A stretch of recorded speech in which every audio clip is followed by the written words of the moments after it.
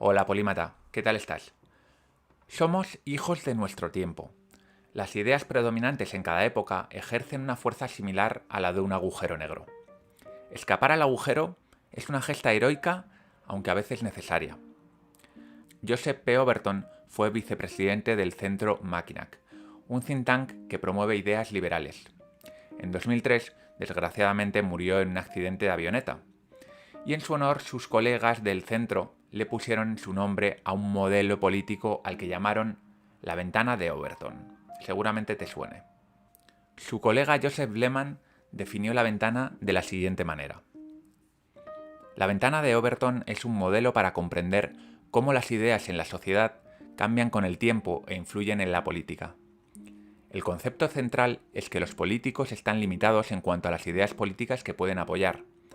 Por lo general, solo persiguen políticas que son ampliamente aceptadas en toda la sociedad como opciones políticas legítimas. Estas políticas se encuentran dentro de la ventana de Overton. Existen otras ideas, pero los políticos corren el riesgo de perder el apoyo popular si las defienden. Estas políticas se encuentran fuera de la ventana de Overton.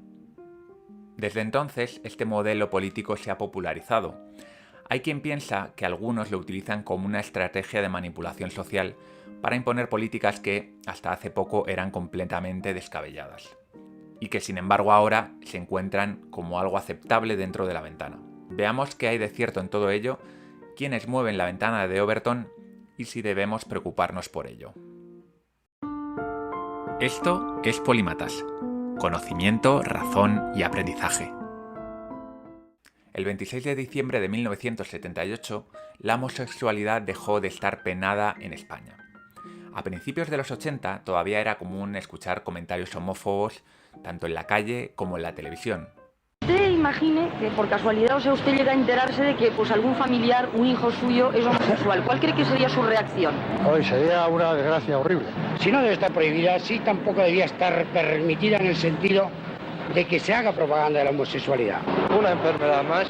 Que no perjudiquen a la gente que no lo es y les dé malos ejemplos. Ahora, si en privado no tiene más remedio, pues mira, peor para ellos. Lo que me parece un exceso es la jornada del orgullo gay.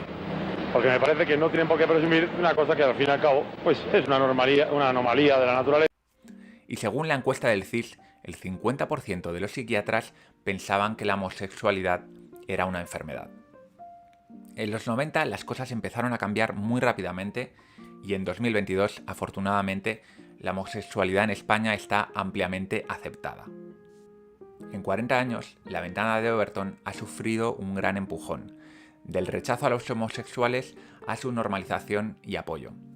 La prueba de que se ha movido es que un partido conservador como el PP poco a poco va aceptando el matrimonio homosexual, cuando hace solo 15 años lo veía como una completa aberración. Overton decía que los políticos solo proponen políticas dentro de la ventana, pero eso no impide que haya partidos como Vox que encuentren su lugar en los extremos. Si bien Vox no está en contra de las parejas de hecho entre homosexuales, cree que el matrimonio es una institución tradicional que debería estar reservado a parejas entre hombres y mujeres. Defendido, no el matrimonio entre personas del mismo sexo, pero que eso se pueda llamar unión civil. Y eso es lo que vamos a seguir defendiendo y no vamos a entrar en este tipo de debates que no nos corresponden como políticos. Lo que pasa es que la igualdad absoluta sería que a todo se le llamase matrimonio, ¿no? Yo creo que no. ¿Podría la influencia mediática de Vox mover de nuevo la ventana hacia donde estaba en los años 80? Según Overton, los políticos no mueven la ventana, sino que se adaptan a ella. ¿Pero es eso cierto?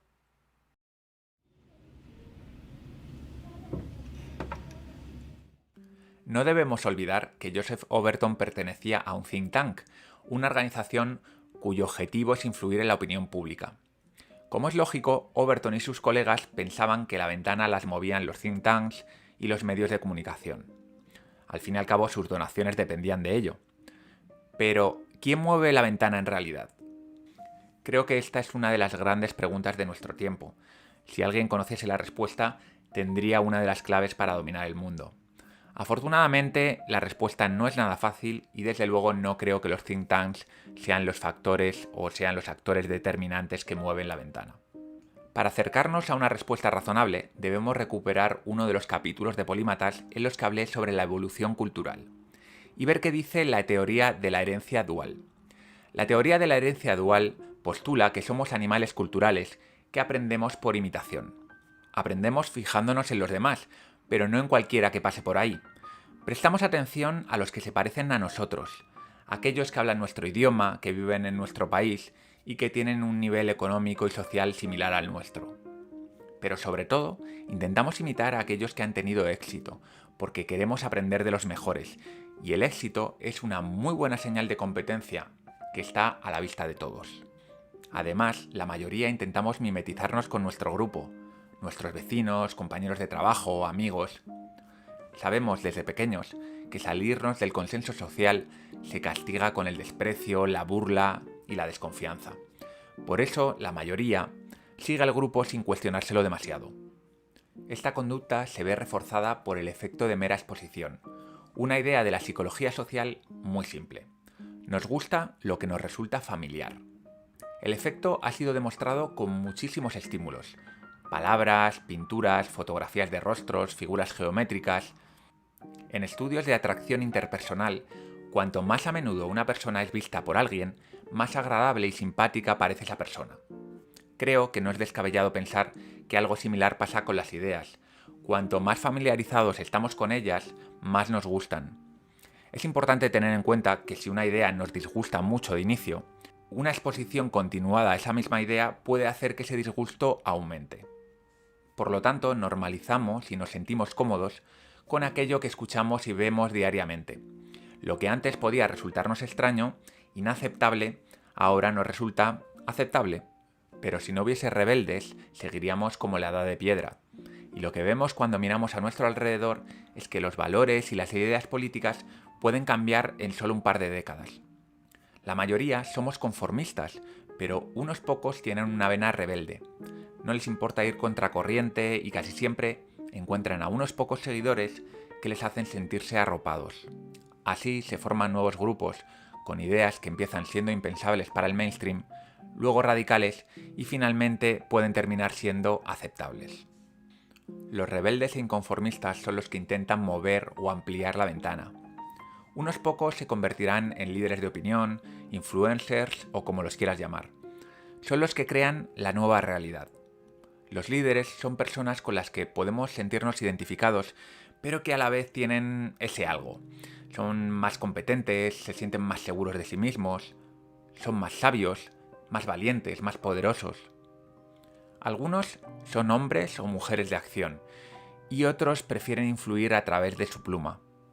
Marx escribió El Capital, y Lenin intentó llevar a cabo sus ideas. Hayek escribió Camino de servidumbre, y Margaret Thatcher intentó reducir la intervención económica del Estado en Gran Bretaña.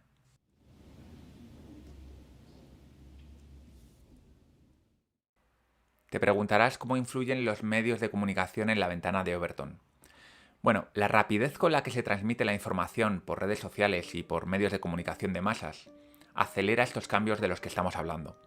Los medios son amplificadores de los líderes de opinión. Les dan un altavoz para llegar a la masa. Si la masa escucha lo suficiente una misma idea, se familiariza con ella y empieza a normalizarla. Entonces, la ventana se mueve. En ocasiones, estas ideas refuerzan a sus antagonistas, a las ideas contrarias, y la ventana, en vez de moverse, lo que hace es ampliarse, dando lugar a más ideas aceptables dentro de una misma sociedad. Según la teoría de la espiral del silencio, que Elizabeth Noel Newman expone en un libro con el mismo nombre, las minorías tienen fuerza de arrastre porque las mayorías están adocenadas.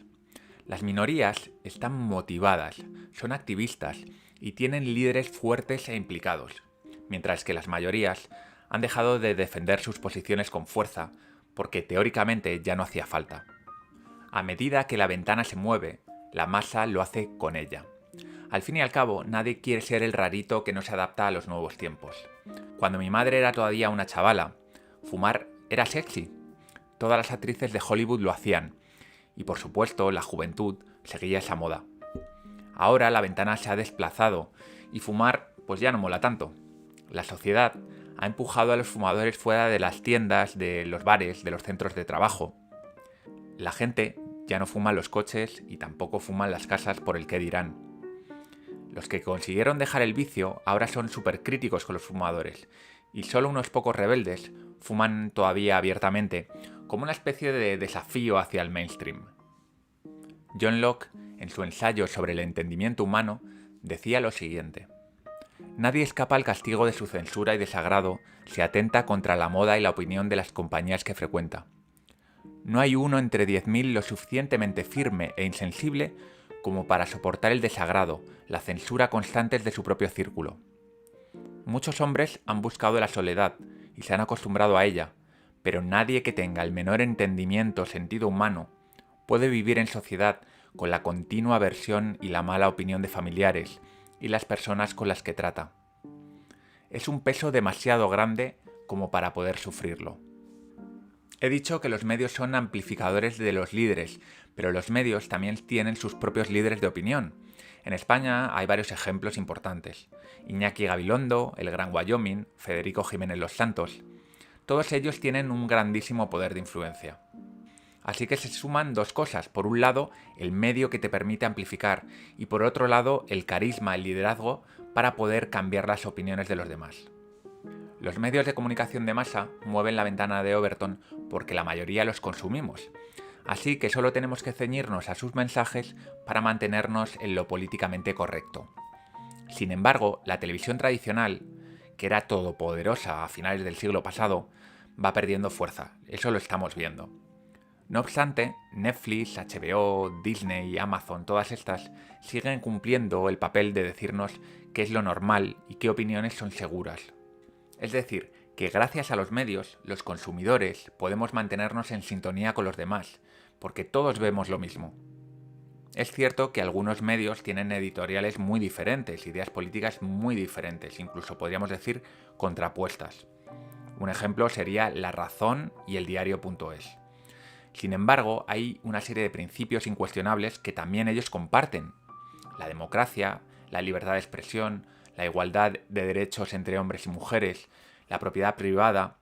Si te fijas, esos valores no están en el debate, no se debaten ya porque ya se dan por hechos, están en el centro de la ventana. Según la autora de La Espiral del Silencio, no es tan importante el número real de personas que apoyan una idea como la percepción que tiene la sociedad sobre el número de personas que apoyan dicha idea. Los medios de comunicación de masas pueden crear la sensación de que una idea relativamente minoritaria es apoyada por muchas más personas de lo que lo es en realidad. Esto al final se convierte en la profecía autocumplida, porque mucha gente intentará acomodarse a aquello que cree que es la opinión mayoritaria, convirtiéndola finalmente en mayoritaria. Entonces, volviendo a la pregunta inicial, ¿es posible que los políticos muevan la ventana de Overton? Joseph Overton pensaba que no era así, pero yo no estoy en absoluto de acuerdo. Los políticos, quizás no todos, pero algunos sí, también influyen en lo que es políticamente correcto. Es un error pensar que la influencia cultural es un proceso simple que solo sucede de abajo hacia arriba o de arriba hacia abajo. La sociedad es un sistema complejo, repleto de bucles de retroalimentación. Si no sabes lo que es un bucle de retroalimentación, te recomiendo que te vayas al capítulo en el que hablo sobre los sistemas complejos, introducción a los sistemas complejos. Es cierto que los políticos suelen plantear políticas dentro de la ventana de Overton, principalmente en la zona central, en la zona donde hay más aceptación, pero también ellos son capaces de mover la ventana, tanto con los discursos ideológicos que tienen, como también a través de la legislación. Y es que los políticos están en una posición privilegiada. Por un lado tienen el altavoz, tienen a los medios de comunicación, y por otro lado tienen la capacidad de legislar. Y cuando se legisla sobre algo, muchas veces se normaliza. Solo hay que pensar en normas que se han puesto en los últimos 2 años que nos habrían parecido una locura y que ahora las hemos normalizado y las damos por supuestas. Igual que hemos normalizado que ya no se pueda fumar en los bares o en los centros de trabajo, cuando antiguamente eso habría sido impensable. Algunos creen que Donald Trump movió la ventana de Overton cuando propuso construir un muro entre Estados Unidos y México, y encima que lo iban a pagar los propios mexicanos, decía. La propuesta parecía tan radical que estaba fuera de la ventana, por lo menos para la mayor parte de la gente. Algunos piensan que fue una estrategia deliberada, para mover la ventana de Overton y conseguir que fuesen aceptables algunas políticas menos radicales, pero que habrían sido inconcebibles. Bajo esta tesis podríamos pensar que la ventana de Overton es manipulable. ¿Cómo se hace? Usando el efecto de anclaje, que es un efecto bastante conocido, un sesgo muy conocido en psicología, y que los negociadores utilizan habitualmente. Lo vas a entender con un ejemplo. Imagina que estás en una negociación salarial. Actualmente cobras 30.000 euros y le dices a tu jefe que quieres cobrar 40.000, o que si no vas a aceptar una propuesta que te ha hecho otra empresa. En realidad te conformas con 35.000, pero al fijar la cifra inicial, o lo que le llamamos el ancla, tan arriba, tu jefe, sin darse cuenta, cogerá esa cifra como referencia. Quizás él de primeras no te habría subido a 35.000 euros, pero lo que antes le parecía una subida desproporcionada, ahora le puede sonar razonable. Esto mismo podría extrapolarse al mundo de las ideas. Si Trump dice que va a construir un muro entre Estados Unidos y México con el dinero de los mexicanos y finalmente solo construye una valla y lo hace además con dinero de los americanos, quizás no sea tan malo.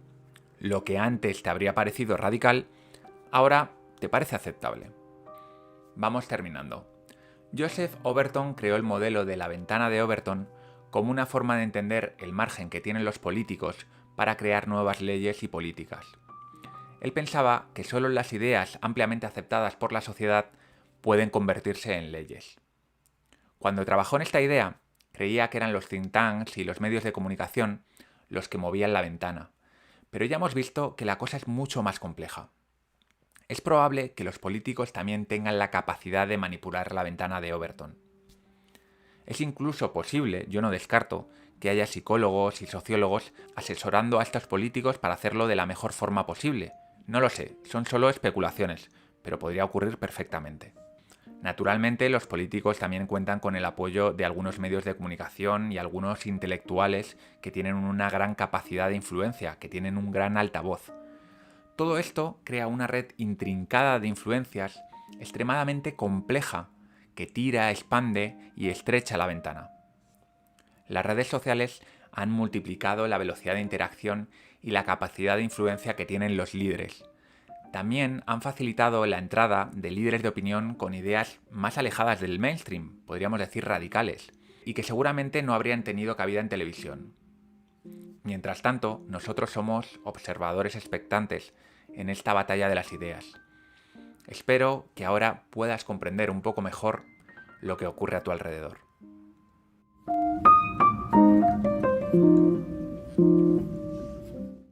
Bueno, polímata, espero que te haya gustado el capítulo de hoy. Me he metido un poquito en las ciencias políticas. Ya sabes que esto de las ciencias políticas es algo bastante relativo, porque en ciencias políticas no hay nada exacto ni nada que se pueda afirmar al 100%. Por lo tanto, coge esto que te he contado como algo posible, probable, algo que te puede dar un modelo, una visión sobre el mundo, pero no lo cojas al pie de la letra. Aquí hay que intentar siempre indagar un poco más y ver los detalles, porque el marco y el modelo, pues no es más que eso, un mapa, pero que no es el territorio, ¿vale? Por otro lado, la semana que viene tenemos especial entre polímatas, así que muy atentos porque vienen otra vez los tres jinetes, viene otra vez Javier Recuenco, viene otra vez Sergio Parra y Jaime Rodríguez de Santiago. Aquellos que estáis suscritos a la newsletter de Polímatas, os enviaré un email el domingo para que me podáis responder con algunas preguntas que queráis plantearnos. Los que no estéis suscritos a la newsletter, pues ya sabéis lo que tenéis que hacer. Sin más, soy Val Muñoz de Bustillo, ha sido un placer estar contigo, nos vemos la semana que viene.